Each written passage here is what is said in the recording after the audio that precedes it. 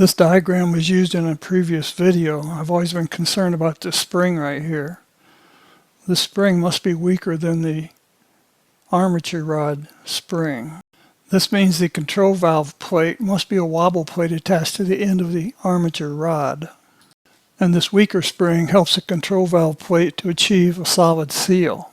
In the previous video, we also showed this chart which shows that there's zero fuel pressure when the valve stays open all the time, but this valve never stays open all the time, as will be shown shortly in these waveforms.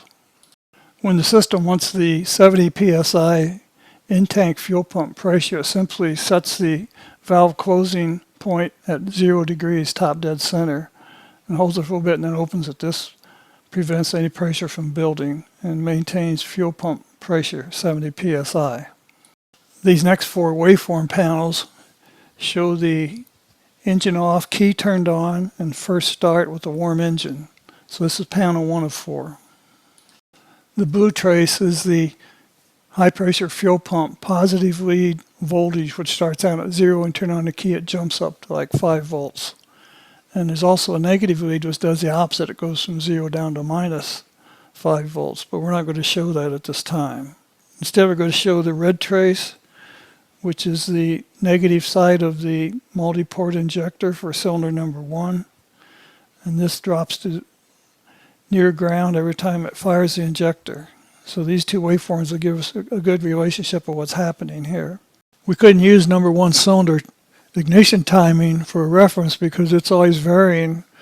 The engine's always adjusting the advance of the ignition based on conditions. This second panel shows the engine just starting. Notice how the GDI injector signals up on the blue waveform. They're what starts the engine. After the engine gets turning over a few times, then the red waveforms, which is the multi-port injectors, turn on and run the engine. And then the GDI injector up there, the pump goes back to the 0.375 degree on time.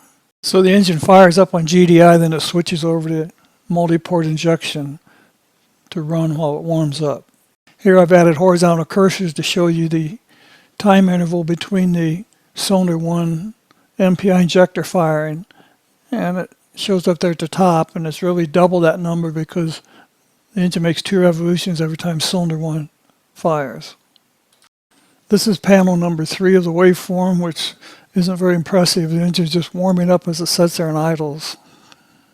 Notice these 4 red pulses between the red injector, MPI injector firing times. These are the actual cylinder ignition pulses being radiated under the hood. Here I stepped on the throttle and the GDI took over, and the red waveform, which is the MPI injectors, turned off. This is a magnified view of letting off the throttle at 3,000 RPMs. Notice there's no MPI pulses till we let off the throttle, then they start up again. And when they start up, there's no more GDI pulses. At least not power producing pulses. Here's an even closer view of the 3,000 RPM let up on the throttle. Notice the pulse width up there, the blue waveform. That's the GDI waveform. The horizontal rulers show you the width of that waveform, but it's a sequence of pulses. It's not just one pulse. And then down here you can see the MPI injector pulse when it starts up. This is that same GDI pulse train stretched out even further so you can see all the individual pulses that make up this composite pulse. On occasion, you'll find overlap between the GDI and the MPI injectors. This is an example right here. In this case, you see all 4 high-pressure fuel pump timing closing between the MPI injector pulses. So this is what you see on your scope if you look closely. So in closing, this high-pressure fuel pump does in fact close the valve before every ignition cycle.